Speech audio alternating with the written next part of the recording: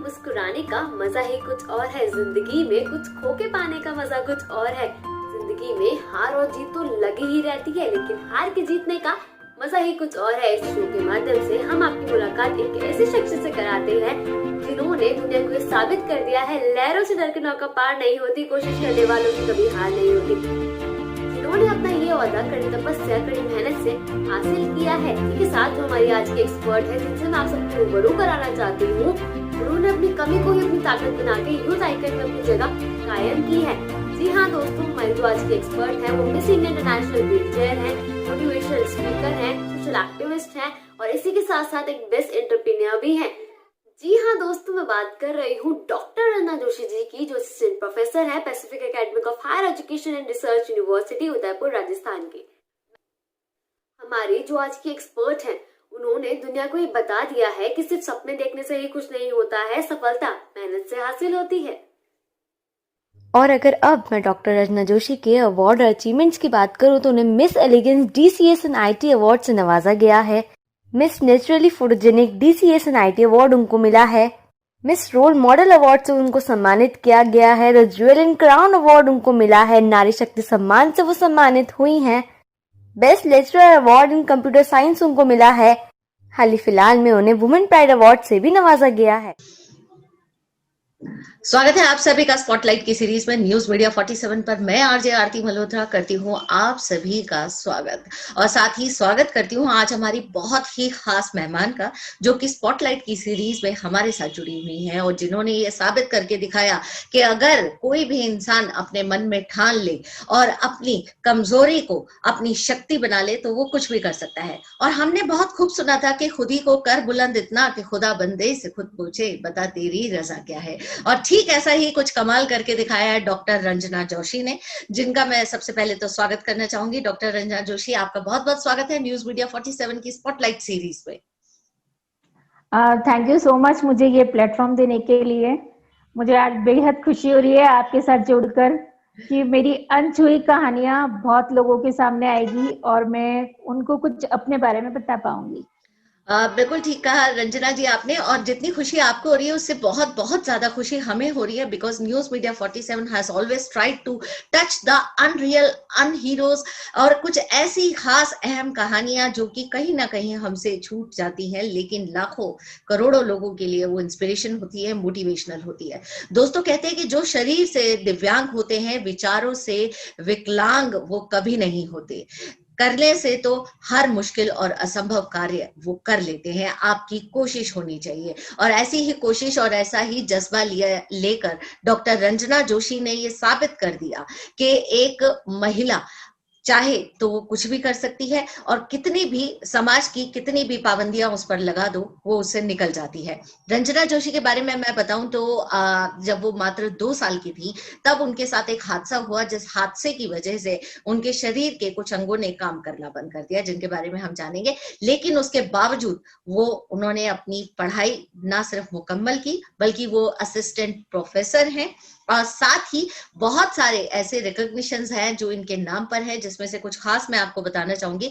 Miss India international wheel chair Malaysia 2020, इसी के साथ ही उन्हें मिस इंडिया इंटरनेशनल इंस्पिरेशन के लिए भी जाना गया। World book of records for WBTR इनके नाम है। Inspiration personality face of India के नाम से ये जानी जाती है। Women pride award 2020, national excellence award 2020, inspiring Indian book by doctor Tilak Tanwar, उसमें इनका जिक्र है। और साथ ही national award icon personality 2019, super 30 awards for best social activities and Rajasthan Gaurav Ratan award. मतलब रंजना मैं तो थक गई बोलते बोलते, लेकिन ये लिस्ट खत्म नहीं हो रही है। और इसी के साथ ही ये असिस्टेंट प्रोफेसर हैं at CS engineering Pacific university पाहेड़ से, मोटिवेशनल स्पीकर है, एंटरप्रेन्योर है। आपको शत शत नमन है। आज की नारी शक्ति आप आज हमारे साथ मौजूद है। रंजना जी अपने बारे में आप जरूर बताएं हमें। अपने बारे में कहने के लिए तो बहुत कुछ है, लेकिन कुछ पंक्तियां मैं संक्षिप्त में अपने बारे में बताना चाहूंगी। जी। कुछ हादसे ऐसे होते हैं जो भुलाए नहीं जाते हैं, लेकिन अगर उन्हें हम याद करें और उन्हीं लेकर बैठे रहे तो जिंदगी रुक सी जाएगी। बिल्कुल। मेरा ये मानना है, जो हो गया है वो हो गया है, उसे आप पीछे छोड़ो। एक नई ऊर्जा के साथ आप नया अपना जीवन की शुरुआत करो। वो मुसीबतें या वो कठिनाइयां भी हमें कम लगने लगेगी। और जिंदगी में रुकना नहीं है, चलते जाना है। उस सफर पे पथरीले रास्ते आएंगे हमारे बीच में, लेकिन हमें हिम्मत नहीं हारनी है। हर रोज उस पथरीले रास्तों के साथ चलना सीख जाना चाहिए, जिससे हमें वो मुसीबतें और रास्ते और कम लगने लगेंगे।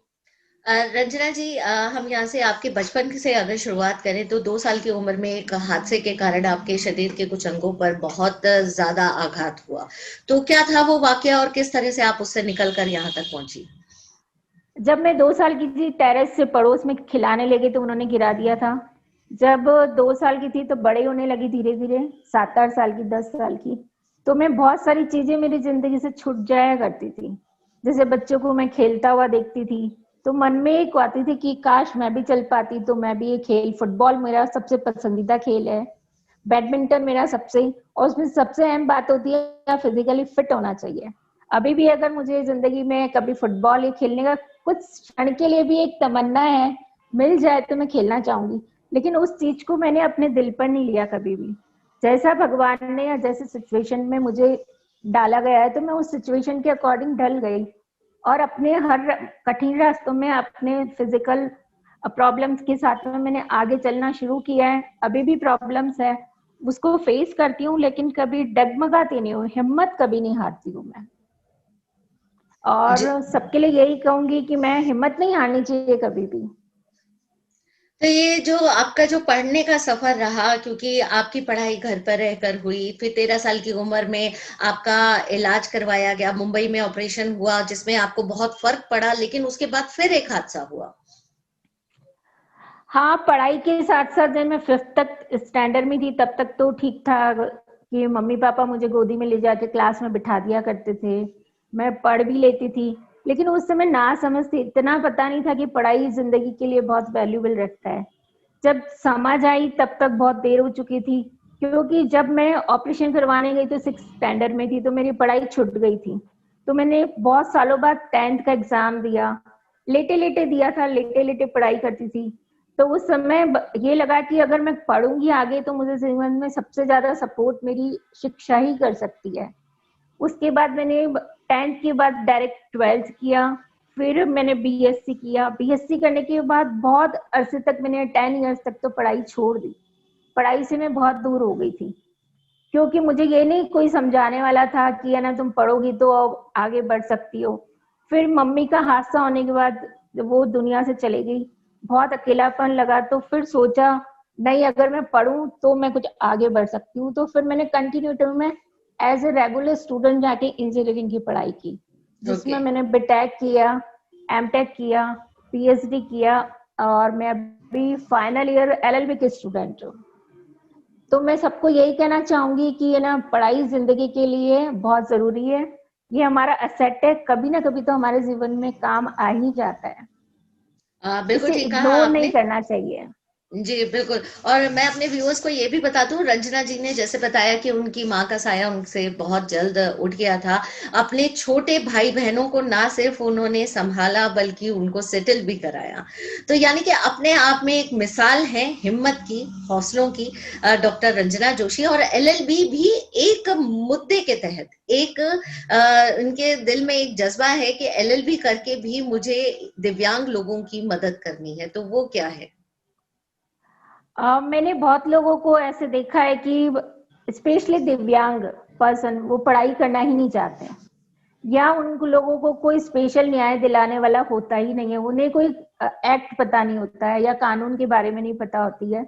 तो मेरा तमन्ना है कि मैं सारी, या दिव्यांग हो या जनरल हो, सब स्त्रियों के लिए मैं फ्री ऑफ चार्ज लिए उनके लिए केसेस लड़ूंगी। ये मेरी बचपन से ये है कि जिनके पास पैसों की वजह से या जिनको नॉलेज नहीं होता है, वो सही राह पर नहीं चल पाते हैं, कानून उन्हें सही राह पर नहीं चला पाता है, तो मैं उन्हें ये चीज बता पाऊँ। जी। और इसी के साथ ही रंजना जी, जैसे कि मैंने कहा मिसाल तो है ही, साथ ही उन्होंने उनको फैशन का भी बहुत शौक है, तभी उन्होंने इतने फैशन आइकन अवार्ड्स भी जीते हैं। तो इसका राज क्या है? और आप जो एंटरप्रेन्योर हैं उसमें भी आप फैशन के साथ ही आगे बढ़ती है, यानी अगर इनके आसपास के लोगों से पूछा जाए तो कहा जाता है कि भाई अगर जहां फैशन की बात आती है वहां रंजना की बात ना आए तो ये तो हो नहीं सकता।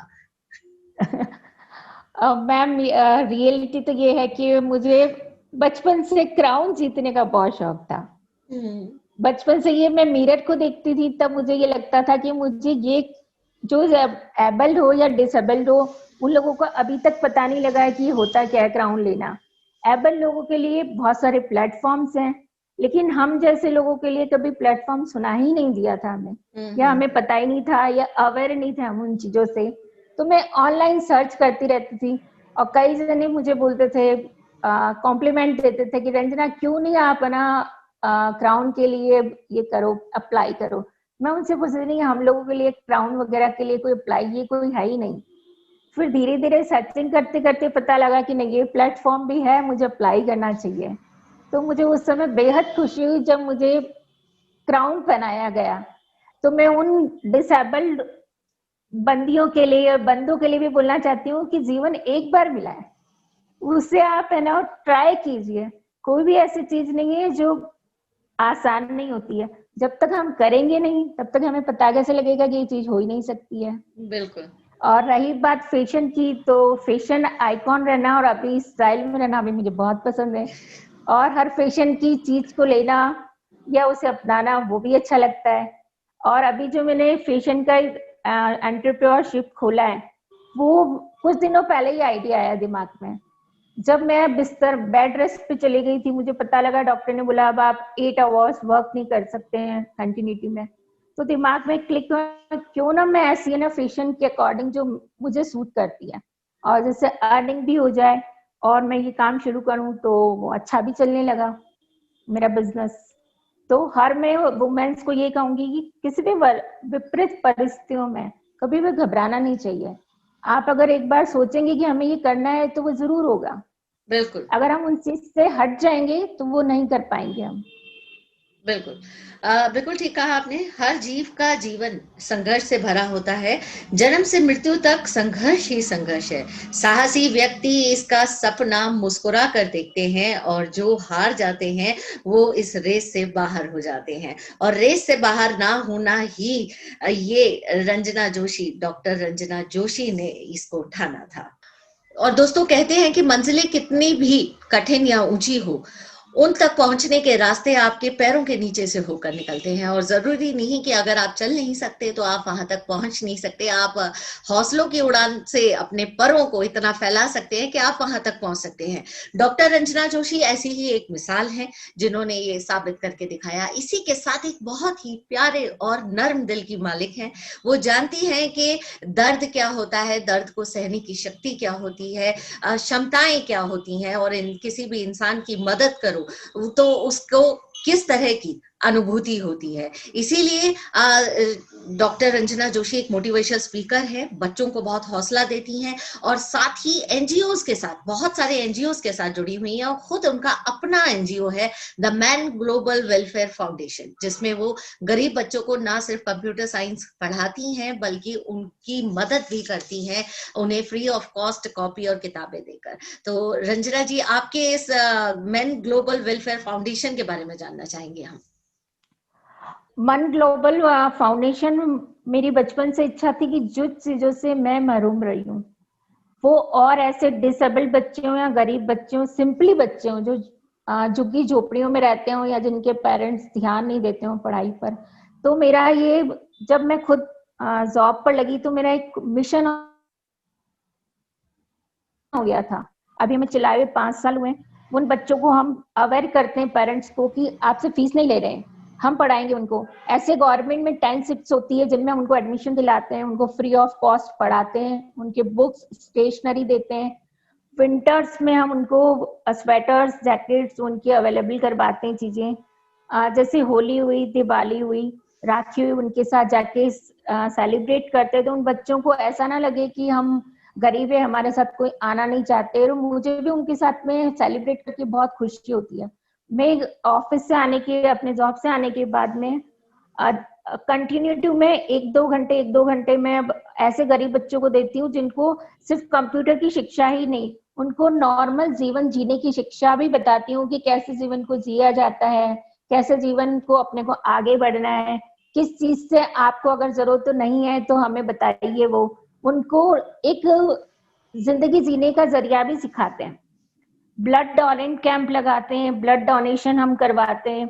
और ऐसी महिलाएं हैं जिनको ये नहीं पता होता है कि ब्रेस्ट कैंसर क्या होता है, कैंसर से कैसे सुरक्षा करनी चाहिए, हमें किस स्टेज पे करनी चाहिए, वो भी हम अवेयर करवाते हैं। सैनिटरी पैड जो वुमेन्स के लिए होते हैं पीरियड्स टाइम में, किस तरह से उन लोगों को अपने आप को प्रोटेक्ट हाइजेनिक रखना चाहिए। और अभी हमने रिसेंटली स्विंग मशीनें खरीद के हमने एक इंस्टीट्यूट खोला जिसमें गरीब महिलाओं के साथ में जो ऐसी महिलाएं नीडी जिनके पास कोई रोजगार नहीं है, उनको भी हमने अपने यहाँ पर फ्री ऑफ कॉस्ट। जी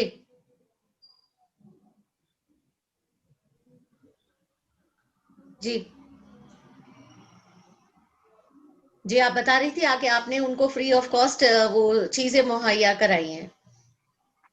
जी हाँ, फ्री ऑफ कॉस्ट चीजें मुहैया कराइए। और उनके साथ हम ऐसा नहीं है कि है ना उसमें महीने में या 6 महीने में जाते हैं, उनसे डायरेक्ट कांटेक्ट में रहते हैं। और ऐसे डीम और डम चिल्ड्रंस होते हैं, उनके साथ में हम जैसे 14 चिल्ड्रंस डे बनाते हैं, उन लोगों को आउटिंग करवाते हैं, उन्हें डेली जीने का जज्बा सिखाते हैं कि आप डिसेबल्ड हो इसका ये मतलब नहीं आप कुछ नहीं कर सकते। स्पेशली उनकी भाषाओं को मैं समझकर उनको आंसरिंग भी करती हूँ। और उन्हें हम ये सिखाते हैं कि किसी भी चीज की जरूरत हो तो आप ना डरिए मत, कंप्लेन करिए, तो वो बच्चे बहुत ज्यादा अपने आप में एक्सपोजर भी ला पाते हैं। और मैं अब बहुत रिसेंटली जल्दी कोशिश करूंगी कि सेल्फ डिफेंस गर्ल्स को सिखाऊं, एक बहुत बड़ा कैंप लगाना चाहती हूँ मैं। बहुत बहुत अच्छी बात है डॉक्टर रंजना जोशी, आपको जानकर, आपको सुनकर, आपको समझकर बिल्कुल ऐसा लग रहा है कि वाकई जिंदगी बहुत खूबसूरत है। हम अपने लिए छोटी छोटी बैरियर्स बना लेते हैं, हम परेशान हो जाते हैं, लेकिन अगर हम अपनी हिम्मत से आगे बढ़े, हम ये सोच ले कि मेरी जो कमियां हैं उन्हीं को हम शक्ति बना ले, तो शायद कुछ भी नामुमकिन नहीं। तो अब मैं चलते चलते आपसे ये जरूर जानना चाहूंगी कि समाज में आप जैसे लोगों के लिए जो जिंदगी से हार गए हैं, टूट रहे हैं, या जो कुछ करना चाह रहे हैं, उनके लिए आपके साथ अगर जुड़ना चाहें तो कैसे जुड़े, पहली बात। और दूसरी बात कि आप उनके लिए क्या मैसेज देना चाहेंगी?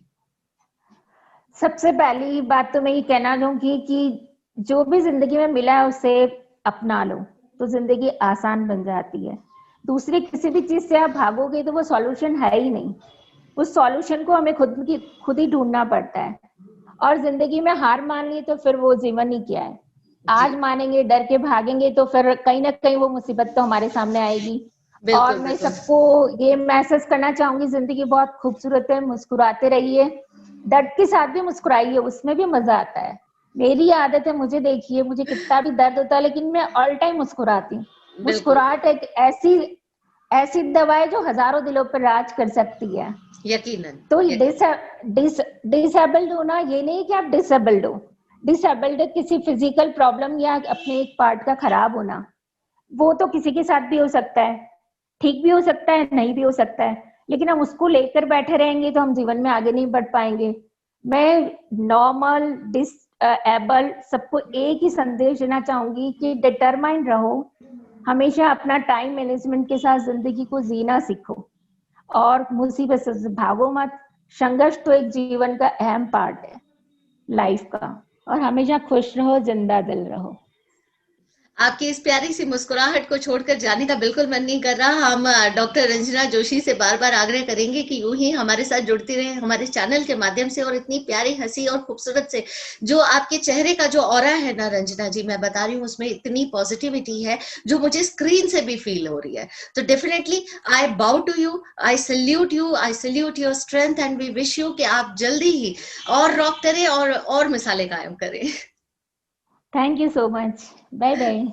थैंक यू हमारे साथ जुड़ने के लिए। आज हमारे साथ न्यूज मीडिया 47 पर थी डॉक्टर रंजना जोशी। और दोस्तों कहते हैं कि इंसान की शक्ति उसकी आत्मा से होती है और आत्मा कभी विकलांग नहीं होती, और इसको साबित करके दिखाया है डॉक्टर रंजना जोशी ने, जिनको शत शत नमन हम आज कर रहे हैं, जिनके साथ आप रूबरू हुए और उनकी हिम्मत और हौसलों को आपने जाना कि किस तरह से उन्होंने अपने लिए अपनी जिंदगी खुद चुनी और खुद बनाई, खुद शेप ऑन की, और साथ ही लाखों लोगों की जिंदगियों को शेप ऑन कर रही है। Thank you so much for joining us. And मैं अपने सभी व्यूअर्स को कहूंगी हमारे चैनल को लाइक करना, शेयर करना, सब्सक्राइब करना बिल्कुल ना भूले। और साथ ही स्पॉटलाइट की अगली सीरीज में रंजना जोशी जैसी ही किसी ना किसी खास पर्सनालिटी के साथ, शख्सियत के साथ बिल्कुल रहूंगी। मैं RJ Aarti Malhotra from All India Radio लेती हूँ आपसे विदा। नमस्कार। Thank you so much and take care of yourself. Thank you. Thank you.